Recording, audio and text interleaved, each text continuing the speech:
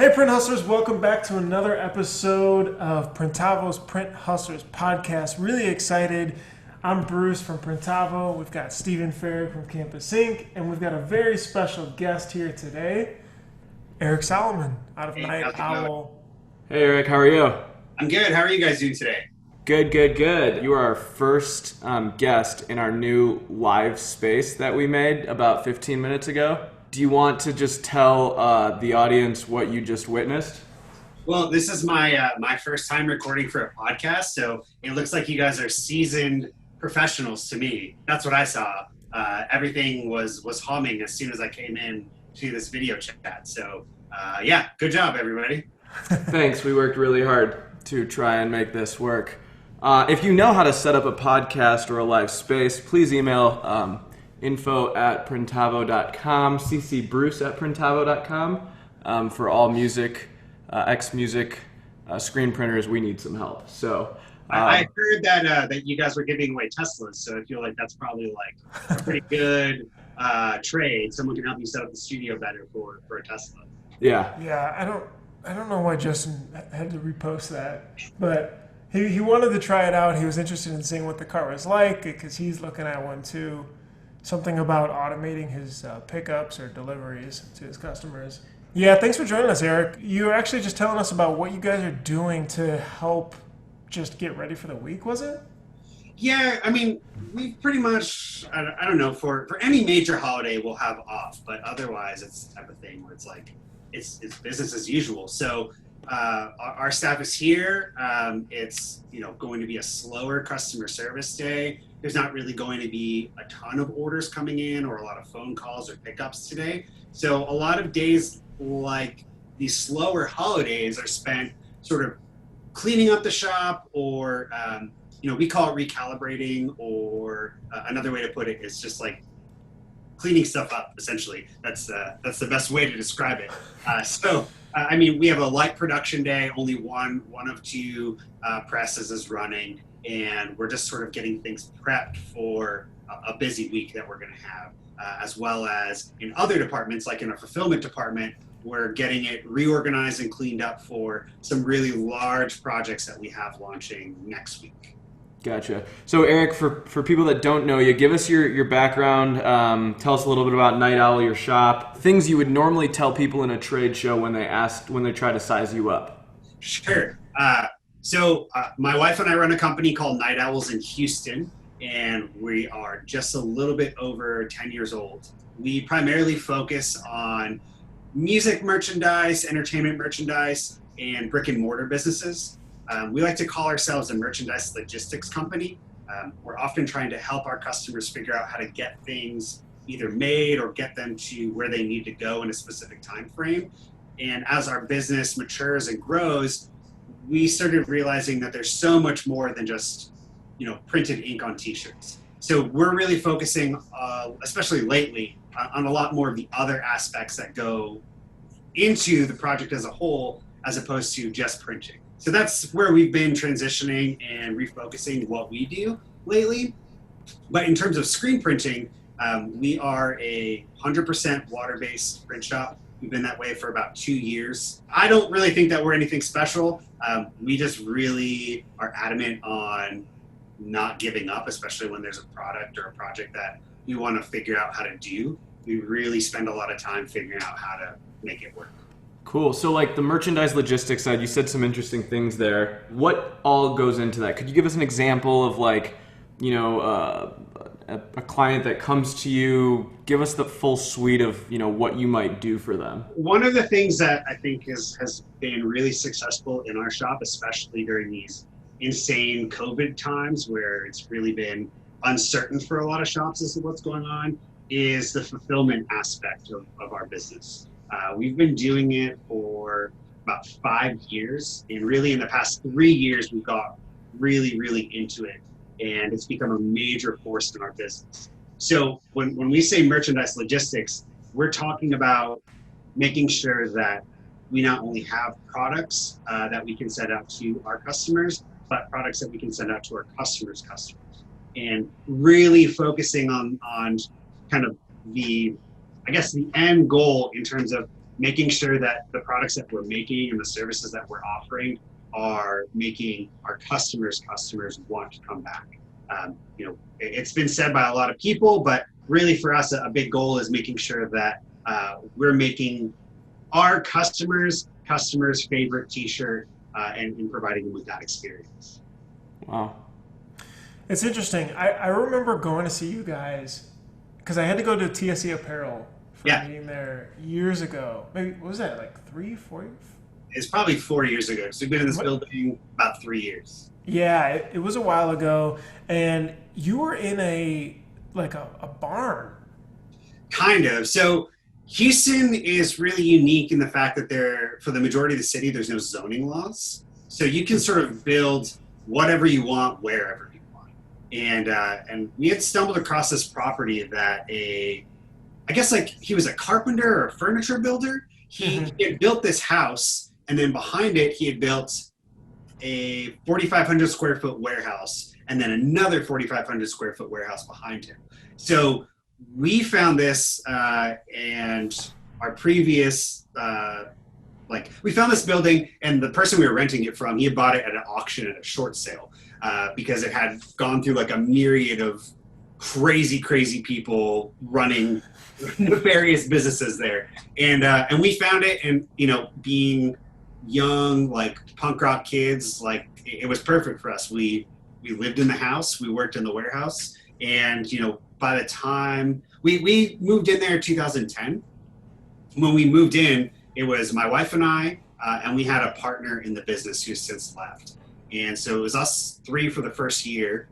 Then we hired our first employee a year after that. And this is right when Night Owls started. Sure. So like a year in, there was, officially 4 employees. And then by the time that we left in 2017, I think that we had like 15 or 16 people working there. And by the time that we left, both warehouses were falling apart. Literally the warehouses were built with no code. There was 3-phase wire, like literally stapled to trees outside of the warehouse. So it was like perfect for a booming business. And by the time that we left, like nothing that we had really done, just like age and the owner of the property didn't really do too much to like kind of keep up with anything, but like it was falling apart. It was on a septic tank system, which was like not ideal for screen printing chemicals and things like that. Right. And just like the buildings itself were in kind of disarray. And for the amount of people, the amount of deliveries that we had, the property was like off of a 2-lane road that like on any given day just had like, I don't know, 400 or 500 cars zooming by. And so like if we get like an 18-wheeler, we would hold up traffic for, an hour and a half while we're trying to unload stuff. I remember that because I drove in and all of a sudden I was in a neighborhood.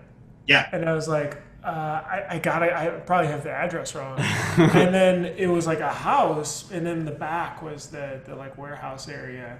And in the back though of that was where you guys were doing the fulfillment. Because you've been doing the fulfillment for a while, and it just wasn't shirts. I remember too, right? It was like all sorts of like everything for the band. Yeah, we work with now 3 different record labels. So we're not only doing shirts, but we're doing like vinyl records, cassettes, yard signs, posters. Some of our clients had like seat cushions made. So it's all sorts of just like weird stuff. One of the stores that we're launching next week, they're selling hot sauce. So that's been like a new challenge for us is, how do you like folding and bagging a shirt so it safely arrives? That's easy, but like, how do you properly handle a bottle of hot sauce or a ceramic mug so that it doesn't break when it's in the mail? Wow. So how did you, what pushed you to want to really vertically integrate like that so early? Was it just a natural thing because they were offering to pay for you to do it, or? Yeah, so before we started Night Owls, my wife and I had another company that was very much the same thing. We printed shirts, we threw like DIY shows in our warehouse and in other places like around town. And all of this kind of stemmed from my wife and I being in touring bands, being friends with touring bands, and just meeting people, from doing that. And so we had this like network that we had customers and they were on tour all the time and they needed help. So in our previous company, we did same sort of thing. Like, are you guys familiar with Matt and Kim at all? That band, Matt and Kim? No. They are a huge pop sensation now, but when we knew them, they were just our kids from Brooklyn. And so they asked us to run their store. And so we were doing it for a while. And then they got bigger and bigger and their management pulled them from us, went to another company. And we were like, you know what? We don't really want to do this anymore. So we stopped doing fulfillment. Then that company closed, Night Owls started, and we still weren't comfortable for quite a long time. And finally, one of our friends was on tour all the time and said, like, I really need help doing this. Instead of me paying for shipping goods to, you know, my house where they just sit there when I'm on tour, can you guys just set up a store for me? And that really sort of like pushed us back into it. And pretty much within a matter of months from doing that for him, I think we have like about 7 or 8 different clients. They're all pretty small, but it escalated pretty quickly. Wow. So when do you draw the line? Like, obviously you guys aren't manufacturing hot sauce, all right? Sure. At least I don't think so. But like, are customers allowed to say like, hey, we want you to hold these on our shelves and ship them whenever people order them? Like, where do you draw the line if it's like something big, small, fragile, like, yeah, I mean, scary? All these things are things that we're trying to figure out. I mean, it's definitely been a really big evolution. We moved into our current warehouse about 3 years ago, and fulfillment was the first thing that we moved in. And that moved in or occupies like a space that's about 3,500 square feet. And that is, you know, from day one, it was already like too small. And so we're constantly having to reorganize and move things around and shuffle things around and figure out better ways, especially as we bring on more stores or we have customers that, you know, are launching new products that, like, let's say we have a project launching next week that is anticipating selling anywhere from 3,000 to 5,000 copies of a double LP vinyl. Now, when there's 500 copies of an LP, that's a single pallet that's probably 5 feet high, maybe 3 or 4 feet deep. So, you know, now we got to figure out when those come in, where do we put them? How do we store them? Vinyl is climate sensitive. So like, can't have it out in a hot warehouse. It needs to be in a climate controlled area. And so it's all these things that we are learning to work with. And it's, like I mentioned earlier, it's really like shifting our focus a little bit to where we're starting to understand that like screen printing and production in that aspect is really like, we're really thankful to have that work, but the future of our business is going to be fulfillment. And we have to start thinking that way in order to make it so we can grow that department, because there's so much growth. And if COVID has sort of taught us anything, is that like, there's so much room for improvement and so much room for growth in that specific feature of our business. Whereas like with screen printing, I mean, there's a million people that screen print. I mean, down the block from us, in any direction, I can name 3 or 4 different shops within a mile from us. So wow. Having that specific feature, as well as like kind of, you know, the connections that we have, the quality of product that we put out, all of it, you know, married together, nets us some pretty cool stuff. So like, obviously, we know you're using the secret version of Printavo that manages all of this. Yes. But let's talk about the tech that you're using. Like, do you have a whole team that's working on it? Talk about like the programs you're using. Like, I'm sure people are like, well, how do you even start to fathom running someone's store? Yeah, and it's so hard. I mean, we've been flying by the seat of our pants pretty much since we started. And I think really within the past 2 months is when we sat down and said, like, look, like, we're having a lot of problems. There's a lot of issues. We've had personnel issues. There's time issues, stock issues, like where are things, can't find them, etc. So we've really kind of dived in the past 2 months trying to figure out better solutions. One piece of software that we use, well, there's 3 pieces actually, but ShipStation is like our centralized hub for everything. That is, right now, like that's like what we feed all of our orders into. ShipStation's great. It does have some of its like own limitations. I feel like it's definitely like an economy type of software, but it's really good for us right now.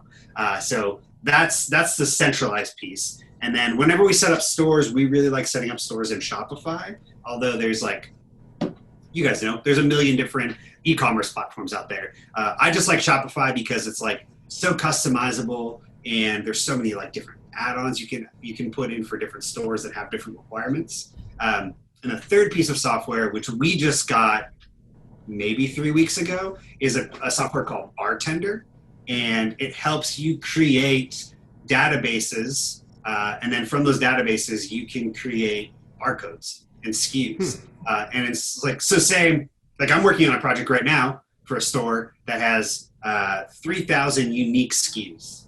And with Bartender, once I build the database correctly, I can just dynamically put information into my label, and then it pulls all the information from the database, and it makes a new label whenever I click to the next one, like instantaneously. So it's been like, yeah, really, really powerful. How do you price all of this stuff? Pricing correctly on custom garments is already hard enough, but like the warehousing, the fulfilling, the shipping, how long you're keeping this stuff, managing the stores, all that. And again, so I mean, even though we've been doing this for 5 years, I feel like we don't know what we're doing, and we're figuring it out, and we're struggling through it and making breakthroughs. We decided pretty early on, under Night Owls, with us doing fulfillment, that it wasn't worth our time, meaning we didn't have the proper people to be, like, I hate to say it this way, but like nickel and diming our customers. So instead of breaking everything down like a traditional 3PL solution would, which would be like, you have a fee for every little thing. If you have X amount of SKUs, you have a fee. There's a fee for storage on this shelf. There's a fee for picking them. There's a fee for packing them. All these little things that just get added to the service that you're paying them to do. We just took a step back and said, like, again, our team is small. It's grown in the past couple of months because we're pushing that way. But for a long time, it was like 3 people running 25 different stores. And we didn't have enough time to sit there and calculate, okay, how much space is this store taking up? How much time did it take for us to like pull these items? How much time did it take for us to like set up this product page? So we went and we said, you know what? We're going to just charge a flat percentage fee for basic service. And there's different scales in terms of like how much we're involved or how complicated a release or a project is. But we pretty much just charge a percentage that's based off of the total sale from that customer store. So if our customers sell in a month $10,000, and we're going to take 10% of that, that's $1,000 of that. And that's going to cover storage fees, picking and packing, standard mailing supplies. So, 9x11 mailers, LP mailers. Wow. So it's really simplified that way then, huh? At least for them. Well, I mean, as you guys know, the more complicated you make things, it's just like the harder it is for everyone. And if you have a very, very crazy system of charging, then like you need someone that is going to be on top of all of that, keeping track of all of it. And really for us, it was just a matter of us like not having people and almost like being lazy because like the amount of effort and time it takes to sort of calculate all that stuff. Wow. Really complicated. I think you said something earlier, Eric, about like you're taking care of your customers' customers, right? And I think that's something to highlight, but it's also like something you might be a little scared about because if you mess that up, for sure, then you're so is it less about for your customers? Is it less about price and more of like how is this going to be such a good solution that my customers' customers don't feel anything, or like when you're pitching this, It's like a marriage of sort of all that stuff because I mean a lot of the stores that we run are entertainment or whether it's like music or I mean we're doing a couple of podcasts and stuff now too. So it's more convenient for our customers to have us print everything and move it 15 feet to its final home and then have it get shipped out instead of some of these people having it shipped to them and then them having to focus on, organization, packing, bringing stuff to the post office. It's sort of like, Bruce, what you guys talk about all the time, it's just making it simpler for people. And if we can be that solution where our customers can focus on what they need to be focusing on, whether it's writing music or being on tour or growing their brand or selling. Let them do that and let us do the background stuff. That's sort of where we've wedged ourselves in with a lot of it. Yeah. So then do you do some like print on demand, Eric, or do they tell you what runs they want to put in inventory? Like how do you do that comfortable balance? Because we've started doing Shopify fulfillment for some big brands, and we've been doing some print on demand, some like inventory. How do you decide what risks to take, or do you put that all on the customer? Yeah, I mean, that's on the customer. And really, like, print on demand, we're not ready for it yet. We're trying to gear up our business for that. Our game plan is like within 2 years to sort of have a plan for that. I don't mean to say it that way, but to start moving into that world.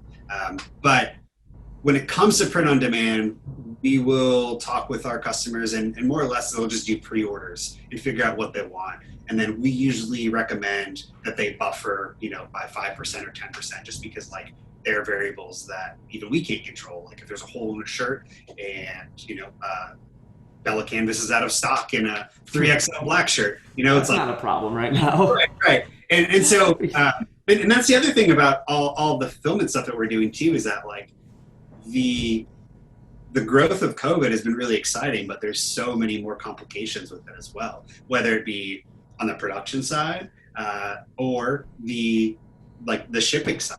I mean, even you asked earlier about, our customers and what happens when things go wrong. Like every day we probably get anywhere from 15 to let's say 50 emails from people saying like, where's my order? It hasn't updated. And it's like, well, like, unfortunately, like I can tell you it shipped from our warehouse, but that's the extent that I can tell you. And it's really tricky. And then what happens too is that those customers then start complaining to our customers, and then they start getting upset with us. And it's just this whole cycle of like, we can be as proactive as we want, but ultimately, that squeaky wheel is going to keep getting louder and louder and louder. And when it comes to shipping stuff, like there's nothing we can really do. Wow. Yeah, that's interesting. Have you hired somebody just to handle that customer service side for the end customer? That's kind of baked into that percentage, or because I mean, shops have this question all the time. Steven, you show me your questions. I feel like part of it though is because customers have such an expectation of it should ship within that day because of Amazon and everything else that they buy now. And then part of it is just like, it's harder as a small business to really give really good communication back to let them know where it is. And then of course the other part is just USPS is a little bit funky right now.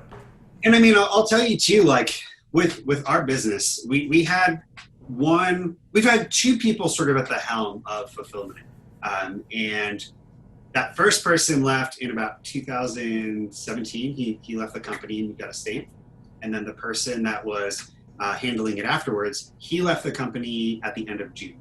He actually left to go focus on his own clothing brand. I'll give him a shout out, Superyaki. They are killing it in the movie merch game, which has been kind of insane. They are our number one customer, and that's like not a joke.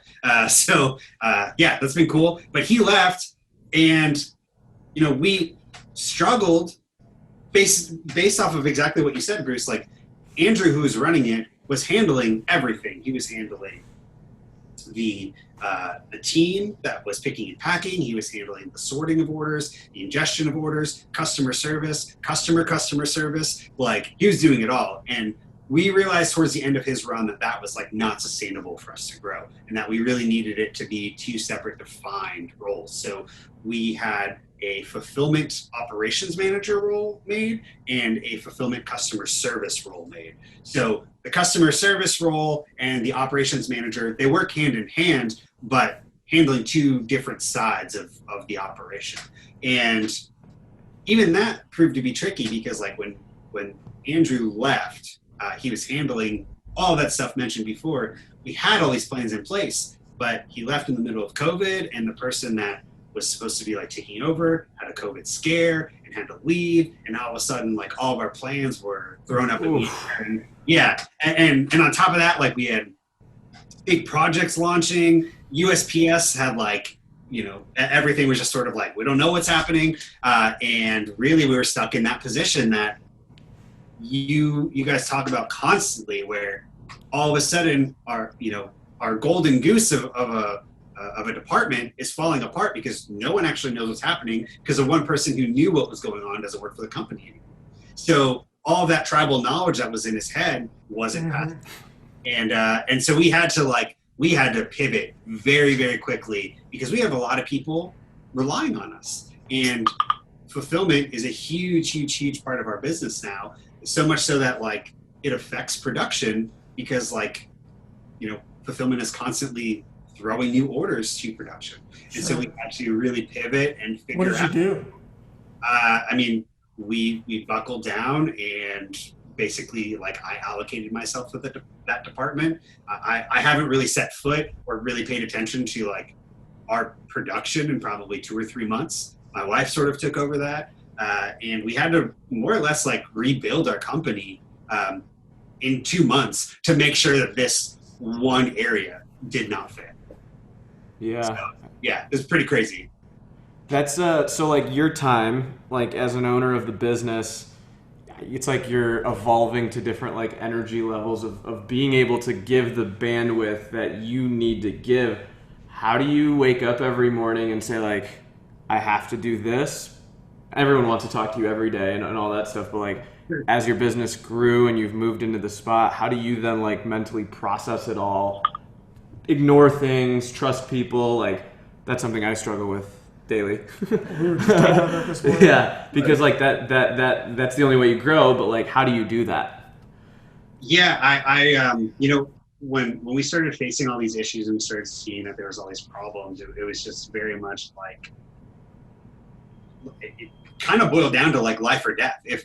If this department fails, our top 5 biggest customers are all in that department. And so if that fails and they leave us, then we're in big trouble. So it was sort of I didn't really have a choice. But to sort of answer your question, when I wake up in the morning, I like what I do. I like what I do a lot. It's I definitely suffer from being a workaholic, but it's my work is my hobby, and it provides me so much enlightenment and entertainment. It really gave me a craft to sort of grow. And I'm excited by all these things that are changing, because again, we're pivoting our business so many have had to do in the past couple months, but we're pivoting for a completely different reason. And it's really giving me more education and kind of giving me more, insight into all the other departments in the shop and sort of how they need to flow together a little bit better. So it's a really good, teaching or growing moment for us. Yeah. It was the back up against the wall right there. Yeah, exactly. Chalkboard. Yeah. There's a giant whiteboard on the other side of the wall. You guys can't see you. This whole time with COVID, our business has been thriving. We have not slowed down at all, which has been kind of. You were set up Yeah. The companies that I see that are doing very well, and Rock had a really good podcast about this with that it was Ryan Ross, their CFO, and they were talking about data analytics in your shop.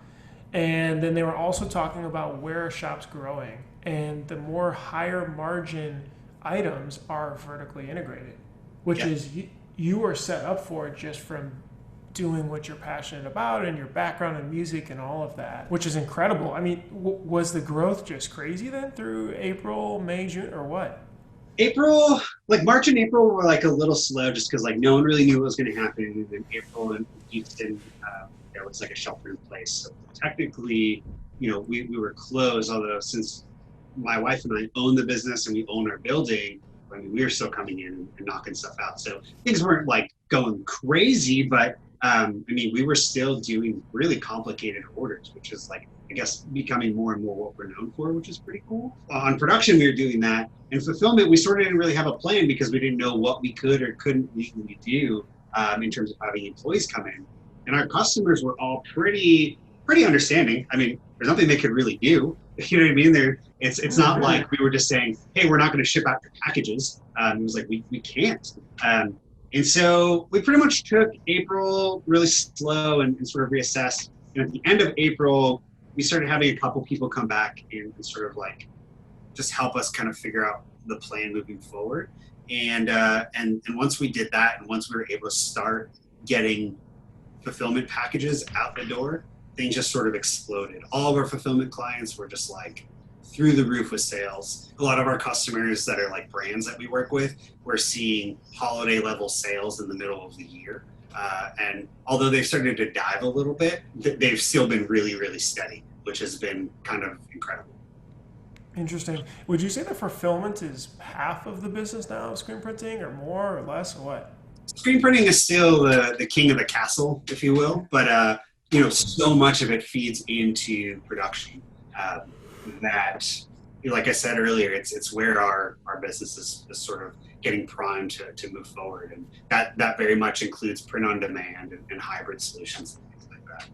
Sure. You talked about your building before, and I know, Stephen, you guys bought your building too. What was the thought process around buying that building now versus just leasing? I mean, especially with more growth, and you said that, the fulfillment side's full. Do you feel like that was a good play? I mean, we were just chatting with Drew at Real Threads at the previous episode, and he was talking about the pros and cons and how much you invest in the building, that you can put that towards equity of the building. I mean, what was the process of deciding which route to go? In our previous location, we had just gotten to the point where like everyone was so on top of everyone.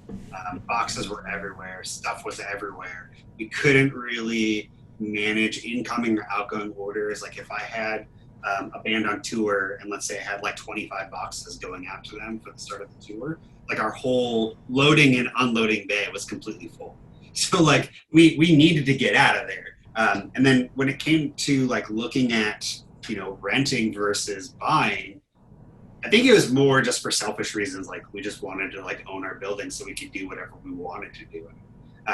Instead of renting where you needed to ask permission, you needed to make sure that you had like specific things set up. Was it the right move or not? I still feel pretty good about it, mainly just because of the property value and where our building is located and how, over the next couple of years, the property value will increase. I don't know if this is like our forever home. I don't think it is. In fact, I think if anything, like in the next 2 years, we're going to have to split fulfillment and production just as that continues to grow. So that's in a more suitable warehouse space. But that's also that we're trying to like tackle, as bigger goals or bigger pictures. So as you guys are gearing up, like you're tackling fulfillment, e-commerce is huge.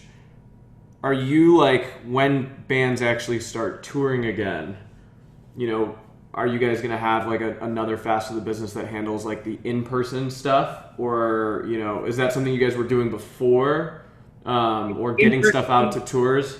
Yeah. So, I mean, we built our business off of like working with bands. So sending stuff out to tours, that was no problem. We did that all the time. In fact, I would say that the only reason our revenue is down this year is because there aren't any tours out. And if there were tours happening, this would have been the best year that we ever had. But even now, without tours, we're probably only down 15% from last year. So we're still pretty strong. But in terms of like sending people out in person, do you mean like sending people to tours or just merchandise to tours? Just in general, I just wanted to know like about the old kind of side of the business, and that makes sense now that you say that is a part of your business, and hopefully when it comes back, both are firing. Yeah, and the other thing too is that what works really well when you work with bands that are on tour is that when a tour finishes, they typically have merchandise left over. So that then gets sent to their web store and then gets sold through their web store. And so like it's merchandise that the band has already paid for. So we've been paid on it, and then they've hopefully already broken even on their merchandise. And so anything that goes into their web store that then sells, it's just like it's additional money for them, which is pretty awesome. Yeah. Cool. Have you always, you mentioned you were 100% water-based. Have you always been like that, or what was the change there? It's been a little over 2 years, like it'll be 3 years in December since we've done that. I love it. I love being able to talk about it. Love being able to differentiate our shop from other shops because of it. Whether that's snobby or not, I'm still not sure. But it is, I've had this conversation with a couple of colleagues and stuff. It's like when a print shop can do water-based and do it really well, like they're definitely in a higher class. But that's not to say that like there are other print shops that I'm not like, or that I am not envious of. Like, I mean, if I can find a print shop that is like super efficient and lean and organized, like that's a print shop that I look up to. And then if like they can do that with water-based, then it's like a whole other level. Interesting. Did that help you feel like raise prices potentially too, or was it a little bit more of the art and the quality of the product? It's a little bit of all of it. I think in general, like our shop is probably on the upper tier of pricing. Like we're pretty expensive, but we like to think that we're pretty good at what we do, and we handle a lot of projects that a lot of people, a lot of shops are either afraid to do or not wanting to do because of their difficulty. And I think over the past 2 years of working with water-based ink specifically, it's pushed us to be better printers and just really way better at our craft. Eric, I saw something the other day. I think it was on one of the Facebook groups. And they're like, "Do you charge for custom Pantones?" Yeah. And then Eric said, "No, $0." But yet, you guys are on a top tier of pricing. For is sure. That part of the all-include? People were like ripping, and I'm like, and you're just kind of like, that's our differentiating fact. I mean, that was an example of it right there. But tell us what's going through your head when you see all of that, because that's literally, I think, what you just talked about. Yeah, I mean, it all just goes into like your customer doesn't care what it takes to make this product. Like they don't care how much, like why they'll see a charge and say like, what is this extra charge for? Like to them, it doesn't matter. So it's like, if we can bake it all into our pricing, and believe me, like I'm far from the smartest person in any room ever. So like, this is all just me theorizing, and I have no clue, like if our pricing is accurate, if we probably spend way more time on ink than most other shops ever think about. And whether that's like doing, like R&D on it, like swatching, like whatever, like we have 2 people in a dedicated ink room that all they do is pull colors, build colors, swatch colors. That's literally all they do all day. And because we're using water-based, it's not RFU colors. It's not ready for use. So we're building everything custom anyway. So for us, it's just like, well, if we have to build a specific Pantone to get what our customers' expectations are, that's what we need to do. And really making sure that their expectations are met. That's the goal. Because like, we don't really do any advertising. Our customers advertise for us. So if our customers are really stoked on what they're getting, then that's, exponentially better for us. Yeah. I think it's interesting because when we go to like shows and listen to theory of like, you have to charge for a screen fee and a setup fee, and that also takes time from the management side to try and account for all of that. And I think like the fact is you guys offer a premium service, you charge a fair bit for it, you're comfortable as an owner, so you just don't care, Yeah, pretty much. And I don't know if it's us being lazy. I mean, it's the same thing as I was saying about fulfillment. It's easier. It's easier for anybody to step into an invoicing situation and not have to remember that they have to charge for A, B, and C. It's just, this is the price. Sure, there's going to be like, extra charges if it's a specialty ink, or, we charge fees for like setting up the press, like changing palettes for a sleeve print, or I don't know, a special location or something like that. But I mean, there's just extra labor in changing over the palettes. Whereas for us, we're already building the ink, so it doesn't take that much more time to figure out the right Pantone. But I say that fully knowing that there are days when we spend like 4 days building one Pantone color to get it like spot on precise. So, I'm just full of shit for the most part too. So. You implemented Profit First, right? Yeah. What triggered that, and how's it been going? So I'm, not the most astute financial person, and I was just really tired of like week after week, month after month, just like having to move money around constantly to make sure that like this bill was paid, even though like I was going to be late on this bill, and then I'll have it paid next week, et cetera, et cetera. Wait, Eric, when was this in your business though? Was it recently or what, like what No, size were we've you been guys at? doing Profit First for maybe like a little under 2 years, I Okay. think. I heard about it from, I think it was Richard Greaves. Like, Night Owls is part of Mark Coudre's like Catalyst coaching stuff. And so I heard about it from there and was really, really interested in it because like it was doing, or it was mirroring things that like I was already doing to some extent in terms of like putting some money aside from every revenue transaction, just so like you had some savings for taxes. But Profit First really gave us like a structured way to do it.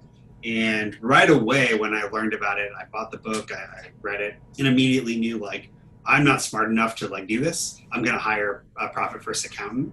And so pretty much since day one, we've been working with a Profit First accountant. And that coupled with like our clientele and what we can do is really like what made it so we had no problems during the past couple of months. Like we had plenty of money to just like keep us afloat, which was like pretty Wow. awesome. That's really incredible. What was it? Was it the reinvestment aspect? Because when we had Mike McCallowitz here for the Print Hustlers Conf 2 years ago, he was really talking about that model where you just are reinvesting everything back into the business. And because you as a business owner, you're just so invested in the growth of it, but you don't take enough aside for you, aside for the business, and so on for the future. Do you think that was a symptom of it, or were there other things that triggered Yeah. you to adopt it too? I mean, we've been pretty good over the past couple of years about like setting a salary for myself, my wife, the owners, and paying ourselves like a salary. But up until Profit First, it was very much like very modest salary for what we were doing. And I think when we started doing Profit First, it really helped section everything out and kind of make things clear to where, okay, we're good. We know we have money set aside for taxes. We know we have money set aside in this, this Profit First account or this vault account, and you can see it growing, and it's pretty exciting. I think even now we're doing really well, but we're running into a weirder problem. And Stephen, I don't know if you've run into this or heard other Profit First shops that are doing it, but we've grown our business to the point now where like we're almost like taking too much money out. Because you need more cash.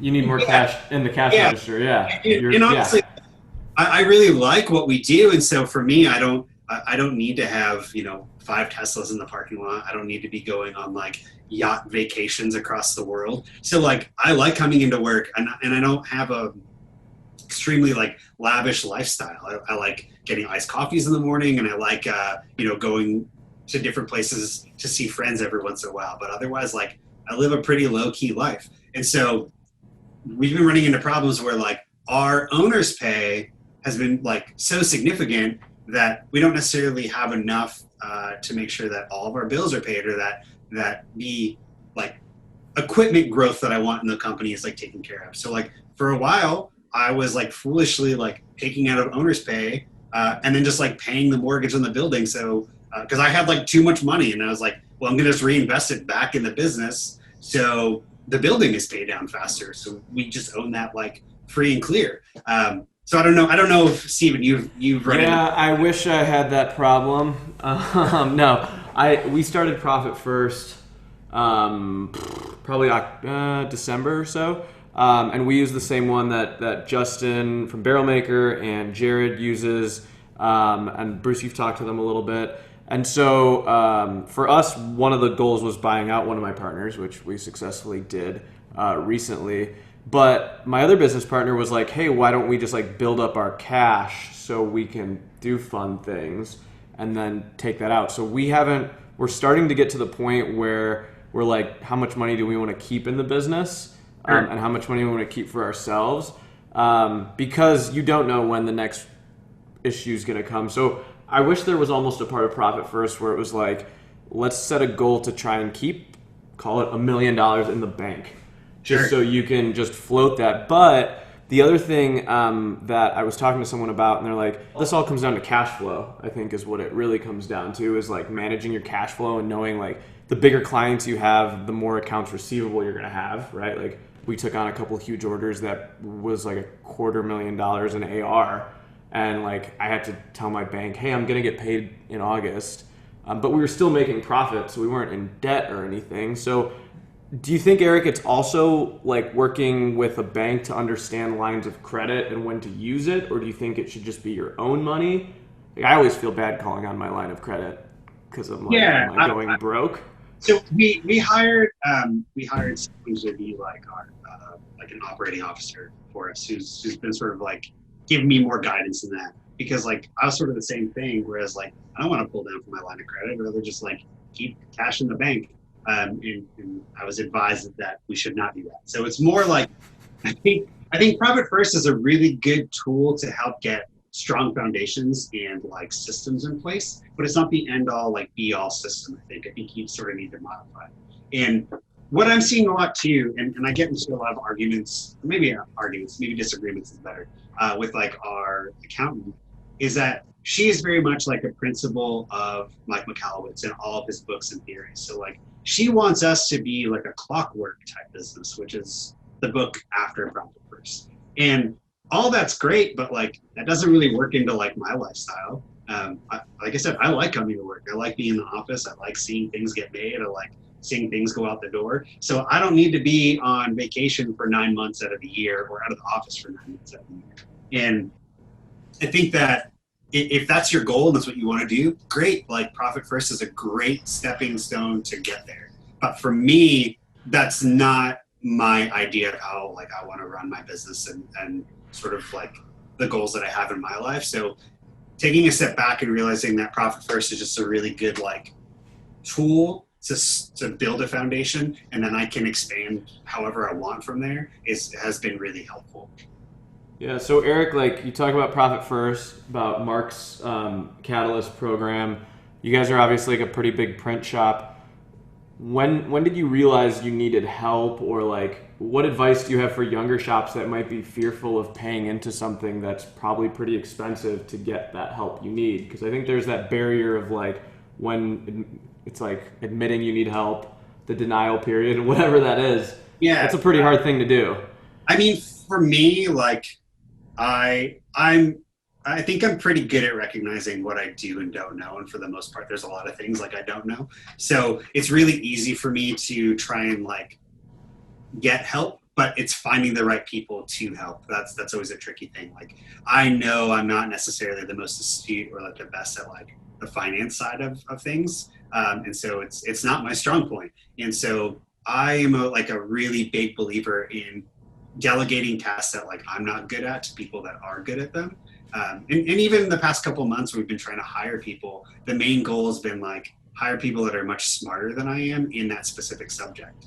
And as long as like I can collaborate with them and they can help us understand why we need to do A, B, and C, it's just going to strengthen everything else. And I don't know, in terms of like when to do that, I just say like the sooner you can, the better. Like it's just going to make, and you may not agree with every little thing, and that's fine. But as long as those ideas are floating around, it's going to start making you into a better business. I know, like right now in Catalyst, I've been a Catalyst member for probably 2.5 years.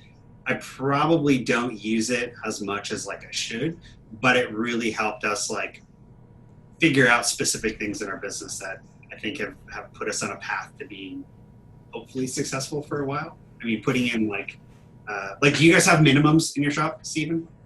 Yeah. So we don't particularly have minimums. We have dollar minimums. So like any screen printed order, it's a $300 minimum. If you want one shirt, $300. Like doesn't matter. That's our minimum. You know, there's going to be some exceptions. Like if it's a 12 color sim process job and they want one shirt, like that's not going to fly. But you know, otherwise, if they want 10 shirts, it's $300. Like and so even a little simple rule like that has just made it so like our cash flow is so much stronger. Taking notes. Interesting. All right. Noted. That makes really good sense. Yeah. It's like, I don't know, it just you start valuing your business a little bit more. And with what we do and the quality of work that we put out, you know, it's really important for us to like have that mentality too. You mentioned a couple of things here on the financial side. I've been writing down a couple questions to come back to. The first one was you talked about the owner's pay. I mean, anybody I'm sure listening is like, well, why not just decrease the owner's pay to put more into the business? Was there a reason why that was a difficult decision? I was just trying to follow the rules of profit first. So, Got it. Trying to be a So good just the member, Bruce. percentages, just following the. yeah. And so even now, Because like, it does protect you, right? I mean, that is the goal, is to protect you from keep putting stuff in like that.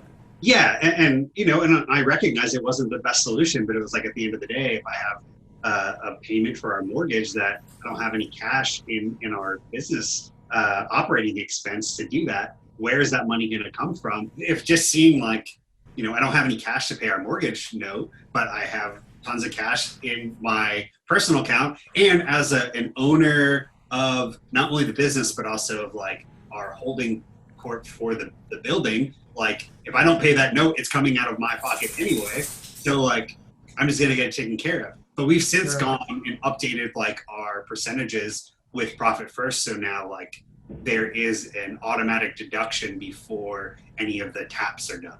So like we have a specific amount, we do our taps every week, so we have a specific amount of money that gets set aside before anything else for our mortgage to make sure that's not an issue. So you also talked about hiring a COO, was it? Was Yeah. that a full-time role, a part-time role? It's part-time. I think it's okay. Do you know, his name's Jeffrey Paul. He worked for Rynet for a while. Oh, yeah. He's in Yeah. the Facebook groups a lot. Yeah. Now he works for a company out of Korea called Young One. And so we've been friends for a while. In fact, he's like part of the reason why we have rock equipment. And so Val and I have, known him for a bit. We trust him. He's grown up in this industry. His parents owned a shop in Waco, so he's been printing since he was like 12. He is much more astute in that area than I am, and we asked if he would, help. So for him, I think it's much more of like a pity or passion project, if you will, because he's got a full-time job that is. If you ever get a chance to ask him about it, it's incredible what they do. So for us, we're much smaller than what he's doing full-time job, but it's really helpful. So you mentioned that he said, well, you talked about having the money in the bank, and then you were like, oh, no, like it's probably not best. You should, I'm assuming, put it to work. Can you tell a little bit more about that? Is there a certain dollar amount compared to revenue that it's like, okay, this is the cap, put the rest to these, or what? Like, what were you saying there? He was saying that, like, instead of having this like money like sitting around, like, let's put it to work. So like if we need to pull money out for unexpected expenses or whatever, then we're pulling it out from from our line of credit, as opposed to from money we put away in our profit first account or a savings account, because like Stephen, like you were saying, a lot of our customers too, we're still having to front stuff. And when it comes to fulfillment, monthly bills for our shipping only is anywhere from like $50,000 to $100,000 in postage alone. Wow. And so like we still haven't quite figured out the magic way to collect on demand for those payments. So like the way it works in our shop right now, and it's far from the best way to do it, is that we bill at the beginning of the month, and that's for the previous month's like services and postage. And as everybody knows, typically our clients are pretty good about paying within 5 days on those bills, but like sometimes it might be a month. And so we're sitting like, well, what do we do? Do we pay this credit card with money we have sitting around? Do we use the line of credit? Like, it's just sort of making those types of decisions. Interesting.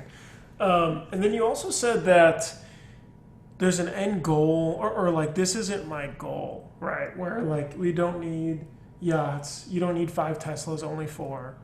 One from Printavo, yes.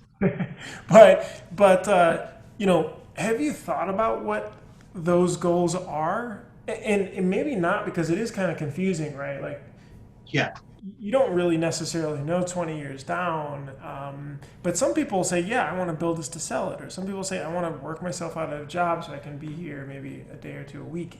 What is yours? I've always been really terrible at sort of kind of figuring that sort of futuristic like situation out. I don't know. And I think it's different too when like when you have a business and you treat it as a business versus like me, where like my job is my hobby. I pour myself into it. I love learning about screen printing. I love learning about fulfillment. I like everything that I do on a day-to-day basis. And I don't have a specific end goal. It'd be great for my company to grow without having like myself or my wife like here every waking moment. But unfortunately, we're not there yet. And so the short-term goal for us is to like get to that point where it's like I can come in 4 days a week and be fine instead of having to come in 7 days a week. You know what I mean? And again, I'm not complaining about it because I don't mind it. But yeah, that's our short-term goal, and we're even 10 years in. We're not there yet. Sure. I appreciate it, Derek. I always like finishing up with a question of understanding your struggles or what you're thinking about. What do you feel like your biggest concern is right now that you're thinking a lot about? I think for us, it's always a question of sustainability in terms of like, can our business sustain in the way that we're operating right now? Can we continue to exist the way that it's operating? And if not, where do we need to be so that it can operate better, more efficiently? Those are questions that I contemplate all the time. And I think it's like my main drive as a business owner in this industry is trying to figure out how do we effectively make our business more efficient in every aspect. And I have no great answers because it changes so often. That's awesome.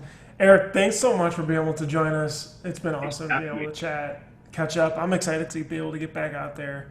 I don't know about any Texas trade shows anytime soon, but either or, I'd love to see that. Fort Worth, like ISS was happening up until like it was supposed to, but I don't know if 3 weeks anybody. ago. I mean, look, I understand from their perspective, like the shows are the revenue source, right? So it's like you're trying everything to make it a safe environment for people.